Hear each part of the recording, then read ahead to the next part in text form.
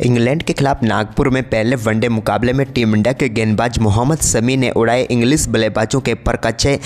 तो हिटमैन रोहित शर्मा और किंग कोहली की दमदार बल्लेबाजी के दम पर टीम इंडिया ने दर्ज की ऐतिहासिक जीत। नमस्कार दोस्तों, स्वागत है आपका एक बार फिर हमारे चैनल क्रिकेट स्टार में। दोस्तों, भारत और इंग्लैंड के बीच खेले गए पहले वनडे मुकाबले में टीम इंडिया के कप्तान रोहित शर्मा के साथ विराट कोहली ने दमदार बल्लेबाजी करके दिखाई। तो वहीं पर दोस्तों गेंदबाजी में मोहम्मद शमी ने इंग्लिश बल्लेबाजों के परकच्चे उड़ा कर रख दिए। तो दोस्तों हम आपको इस मुकाबले का पूरा हाईलाइट तो इस वीडियो में बताएंगे, लेकिन दोस्तों उससे पहले आप भी टीम इंडिया के शानदार व दमदार परफॉर्मेंस को देखकर खुश हैं तो इस वीडियो को एक लाइक जरूर कर दें और साथ ही दोस्तों चैनल पर नए हैं तो चैनल को सब्सक्राइब कर लें। तो चलिए दोस्तों जानते हैं पूरा हाईलाइट शुरुआत से ही।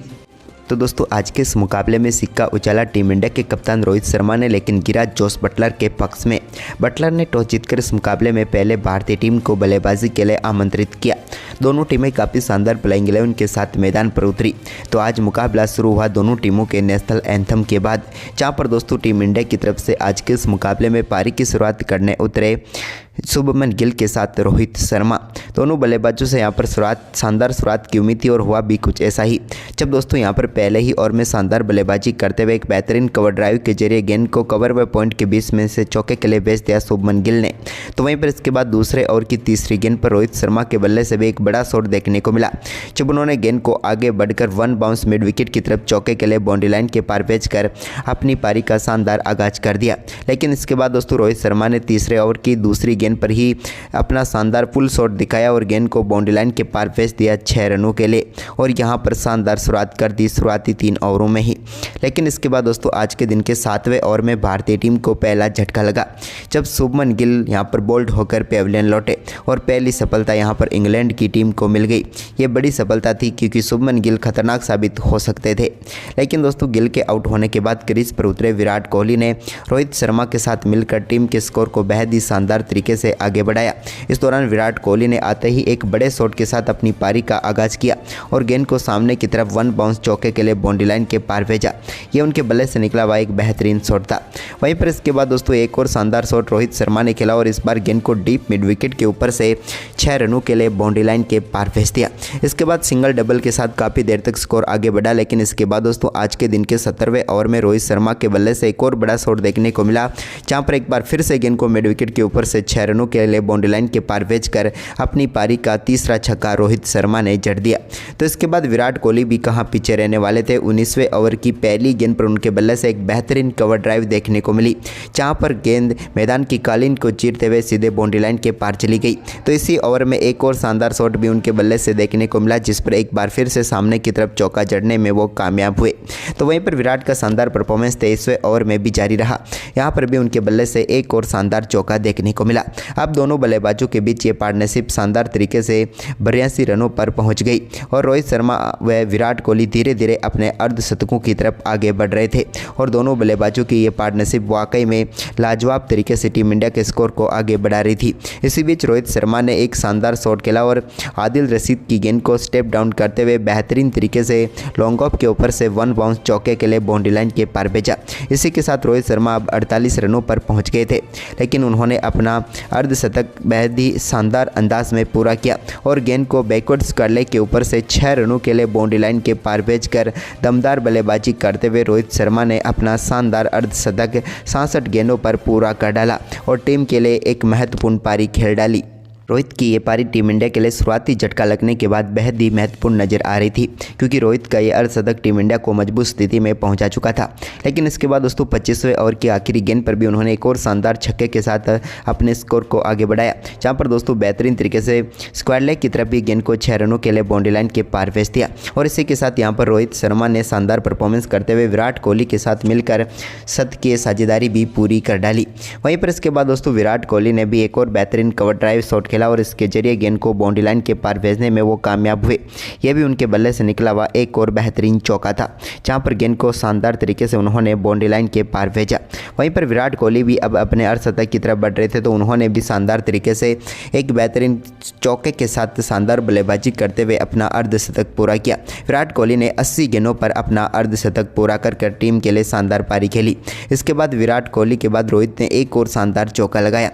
तो वहीं पर विराट कोहली ने यहाँ पर अर्धशतक शतक के बाद अब आक्रामक खेल खेलना जारी किया। इसी बीच यहाँ पर रोहित शर्मा ने भी आज के दिन के 30वें ओवर की चौथी गेंद पर एक और शानदार शॉट के जरिए गेंद को बाउंड्री लाइन के पार भेज दिया चौके के लिए। वहीं पर विराट कोहली ने शानदार परफॉर्मेंस करते हुए 31वें ओवर में 2 शानदार चौके जड़े। इन 2 शानदार चौकों के साथ उन्होंने अपने स्कोर को तेज़ी से आगे बढ़ाने की कोशिश की, लेकिन दोस्तों तभी यहां पर गेंदबाजी में बड़ा बदलाव किया और जो रूट को गेंद थमाई गई।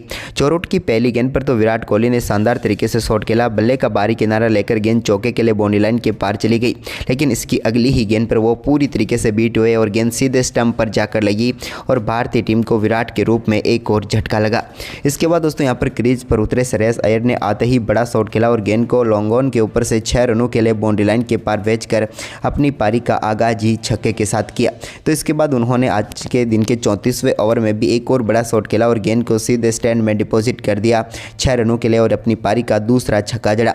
तो वहीं पर इसके बाद रोहित शर्मा ने भी शानदार तरीके से बैकफुट से गेंद को कट के लिए बाउंड्री लाइन के पार भेजने में वो कामयाब हुए और यहाँ पर पॉइंट के ऊपर से गेंद को बाउंड्री लाइन के पार भेजा।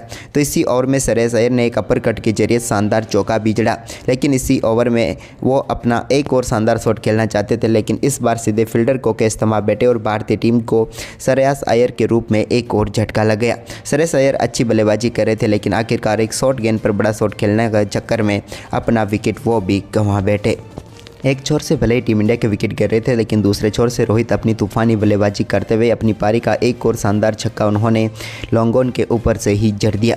इसके बाद तो दोस्तों उनका ये शानदार परफॉर्मेंस जारी रहा केएल राहुल के साथ मिलकर, और इसी बीच केएल राहुल ने भी यहाँ पर आदिल रशीद की गेंद को शानदार तरीके से बाउंड्री लाइन के पार भेजा। उन्होंने बेहतरीन तरीके से स्लिप के पास में से गेंद को चौके के लिए बाउंड्री लाइन के पार भेजा। इसके बाद रोहित शर्मा ने भी एक स्वीप शॉट के जरिए शानदार तरीके से गेंद को 4 के लिए बाउंड्री लाइन के पार भेजा और अपने शतक के काफ़ी करीब पहुंच गए। इसी बीच रोहित के बल्ले से एक और बड़ा शॉट देखने को मिला, जब एक थोड़ी सी शॉर्ट गेंद को उन्होंने शानदार तरीके से मिड विकेट की तरफ बाउंड्री लाइन के पार भेजते हुए अपनी पारी का एक और दमदार छक्का जड़ दिया और इस छक्के के साथ ही अब रोहित शर्मा 98 रनों पर पहुँच गए थे। लेकिन इसी बीच दोस्तों यहाँ पर 39वें ओवर में केएल राहुल के बल्ले से एक और शानदार शॉट देखने को मिला, जिस पर भी उन्होंने गेंद को बेहतरीन तरीके से चौके के लिए बाउंड्री लाइन के पार भेज दिया। तो वहीं पर केएल राहुल ने इसी ओवर की आखिरी गेंद पर भी एक और शानदार शॉट खेला और गेंद को बेहतरीन तरीके से फ्लिक करके गैप में डाला और चौका जड़ दिया। लेकिन इसके बाद उन्होंने एक स्वीप शॉट के जरिए भी गेंद को बाउंड्री लाइन के पार भेज दिया। लेकिन दोस्तों अब रोहित शर्मा जो कि अपने शतक के बिल्कुल करीब थे, लेकिन उन्होंने अपने ही अंदाज में अपना शतक पूरा किया, जहाँ पर दोस्तों लॉन्ग ऑन के ऊपर से एक बड़ा शॉट खेलते हुए गेंद को सीधे स्टैंड में डिपॉजिट किया और शानदार छक्के के साथ ही रोहित शर्मा ने दमदार बल्लेबाजी करते हुए अपना शानदार शतक पूरा कर लिया। रोहित की इस तूफानी पारी के सामने इंग्लैंड का कोई भी गेंदबाज टिक नहीं पाया और रोहित ने दमदार बल्लेबाजी करते हुए शानदार शतक ठोक डाला। लेकिन रोहित के शतक के बाद शानदार खेल दिखाया केएल राहुल ने भी, जहां पर उन्होंने 41वें ओवर की तीसरी गेंद को 6 रनों के लिए स्टैंड में डिपॉजिट कर दिया। ये उनके बल्ले से निकला हुआ पहला छक्का था। तो वहीं पर इसके बाद रोहित कहाँ चुप रहने वाले थे। 42वां ओवर डालने आए आदिल रशीद की पहली गेंद पर रोहित शर्मा ने एक बड़ा शॉट रसीद दिया और गेंद को सीधे लॉन्ग ऑन के ऊपर से 6 रनों के लिए बाउंड्री लाइन के पार भेजा। तो वहीं पर इसके बाद तो रोहित शर्मा ने किसी भी ओवर में किसी भी गेंदबाज को बख्शने का नाम नहीं लिया। 44वें ओवर में भी उनके बल्ले से एक और शानदार शॉट देखने को मिला, जहाँ पर उन्होंने सामने की तरफ गेंद को शानदार तरीके से बड़े शॉट में तब्दील किया और टाइमिंग के साथ एक और शानदार छक्का जड़ते हुए अपनी पारी का 10वां छक्का रोहित शर्मा के बल्ले से देखने को मिला।